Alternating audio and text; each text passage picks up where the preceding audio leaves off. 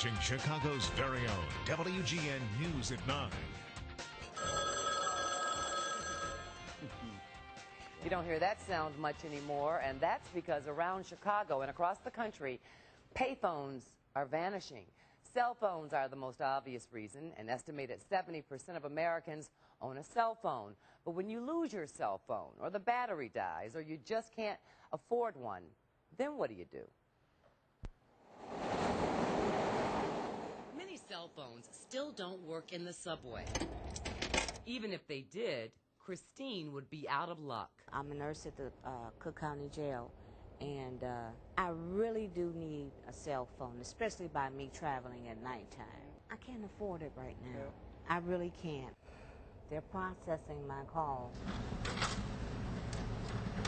Keith Freeman can relate. It takes a long time to connect to. He had to find a job using payphones. Can you imagine answering interview questions in a facility where there's noise and distractions? That's frustrating. Yet Keith and Christine are the lucky ones. They live in a big city where phones can still be found at train stations, bus stops, and major intersections. But even in Chicago, there's no guarantee you'll find a payphone when you really need one. Most of the time, you don't find any phones outside unless they're missing parts. I've lost money in the darn thing. I use payphones pretty much every day. Tamisha Larkins can easily get to a payphone, but she worries about her mother on the south side. I think that if you're going to have a whole bunch of payphones on one side of the city, but you have like one in another area where people really, really need them. And that's not good. In the city of Chicago, you need a permit for a payphone on public property. In 2000, there were 1,628 applications for permits. So far this year, only 29. Well, the usage definitely has dropped. Andy Muyurnik's Glendale Heights-based company sells and services payphones in 8 states.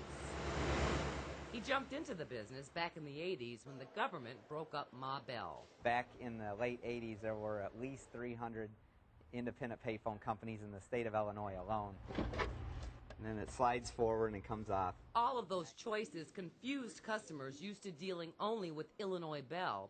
And payphones can still be confusing with different instructions and payment options. But Muyurnik insists competition has brought better prices and service. And the money box is right here. And his phones do accept incoming calls. He believes his business will continue to grow. I don't think they'll ever vanish completely, just because of some of the drawbacks that cell phones do have, such as your battery goes dead or you lose your signal, or in a case of a national emergency where cell towers that get wiped out or everybody loses power, payphones will work. Can you let Jim know when he gets in that I'll be in by 11? Keith finally got a full-time job despite his payphone frustrations. Doors closing. And for now, Christine will continue to call her daughter from a payphone when she needs a ride. I'm downtown. Muyurnik's best advice for finding payphones: follow the crowds.